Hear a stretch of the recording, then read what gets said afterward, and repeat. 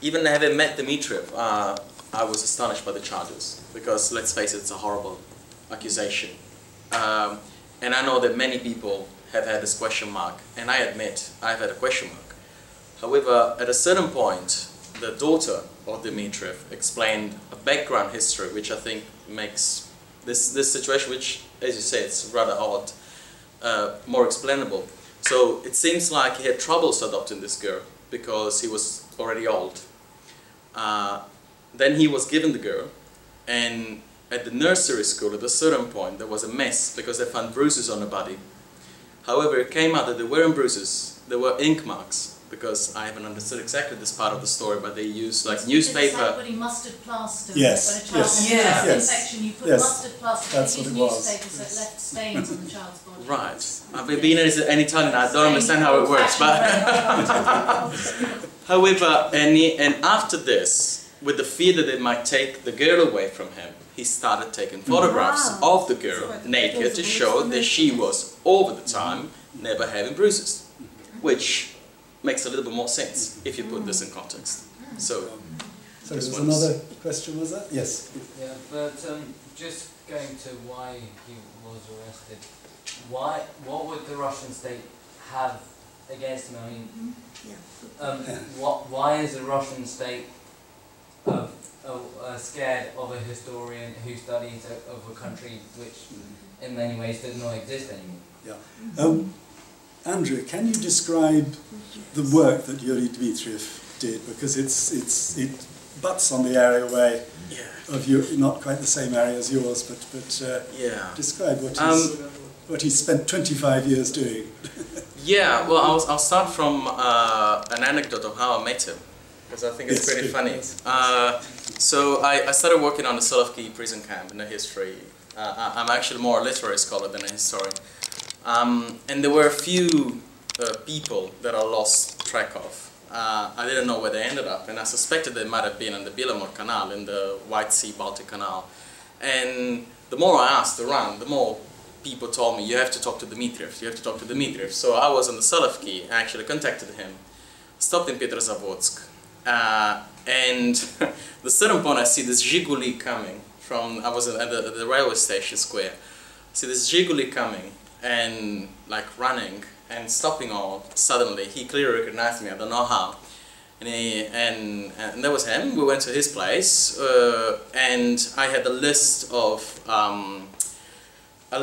names that I wanted him to double check, and he offered me a tea, and then I started saying the names, and he opened his archive and his computer, which I suspect is pretty much maybe the same that they took the photograph from. And at a certain point, while I was sitting and he was making his searches on the names that I gave him, I saw a photograph of him in a military suit, and I asked him, Yury Alexeyevich, have you been to war? And he stopped and looked at me and he said, I'm going to show you my war. And he started showing me what he had done. Basically, Dmitriev is the person who had gone in the forests of Karelia to find out the bodies, the common graves where people had been buried and no one knew about.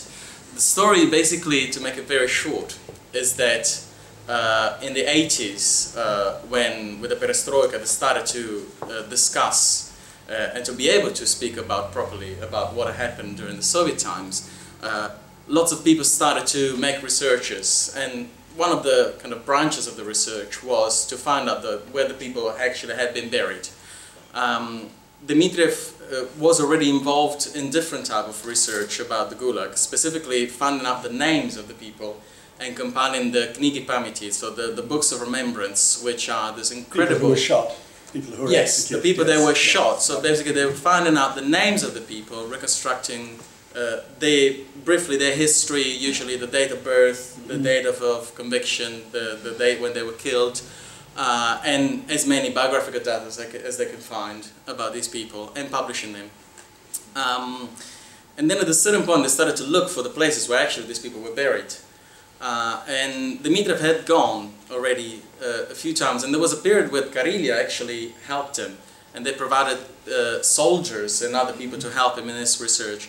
And in 1997, he and other two people, Irina Fliege, who is the director of Memorial, and Vjenemin Jofje, who used to be the director of Memorial and then died, and is the late husband of Irina Fliege, by the way, they actually finally found Sandarmoh, which basically they reconstructed. They were looking for the place where the so-called Sovietsky etap was. So basically, within the Great Terror in 1937, at a certain point, Yezhov sends lists of people and sends around Soviet Union lists of like, you need to shoot 2,000 people, arrest 10,000 people, and so on.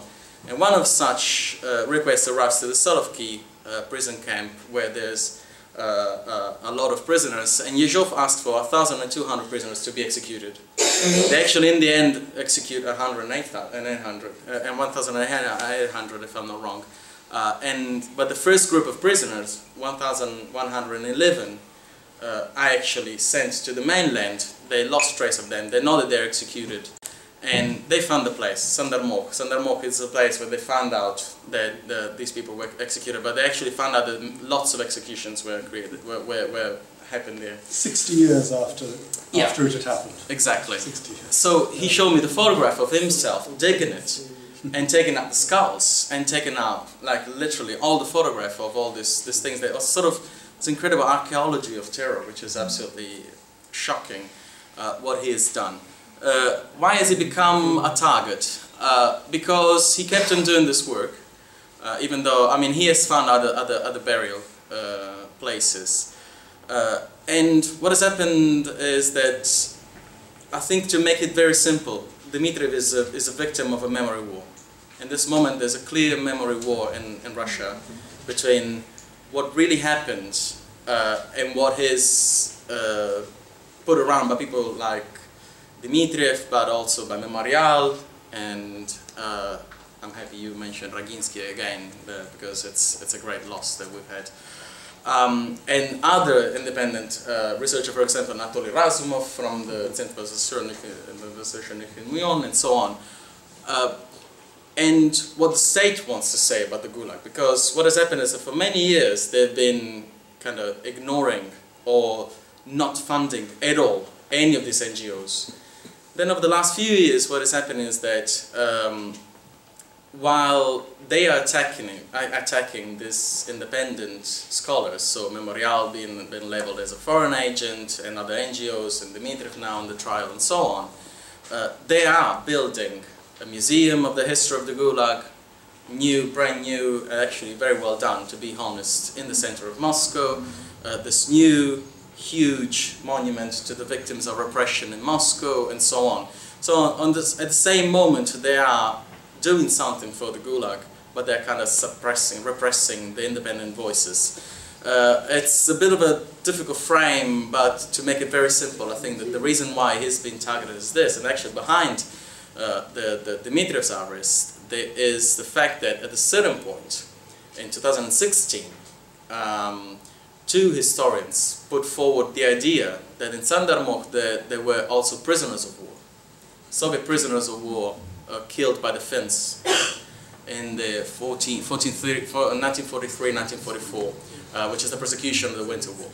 And they're actually sort of trying to put forward the idea that that actually is a prisoner of war camp, where mass burial, where the victims are Soviet soldiers of the Red Army and so on.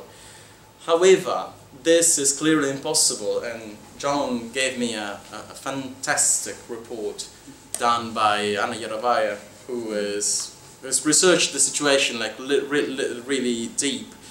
And she's been talking to Finnish historians, she's been talking to different historians, and so on. And everybody says that it's absolutely impossible that there is prisoners of wars. The people that put forward this idea mention an archival document from FSB, by the way. However, the archival document doesn't say that these people have been buried in Sandarmoh. It says that there might have been some mass shootings, but what we know so far is that mass shootings never happened. There have been some shootings, but never in numbers of thousands. There have been dozens, sometimes 50 prisoners of war, and the Finns have done, alas, war crimes, but surely not in Sandarmokh. Also because Sandarmokh is 20 kilometers away from the front line, and all the mass shootings that have been during that war were done on the front line. And all the experts agree that there was no reason whatsoever why they would carry bodies for 20 kilometers away from the front line.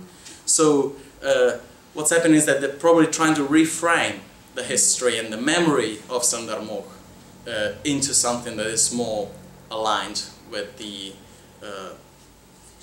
official, let's say, version of the events. Can I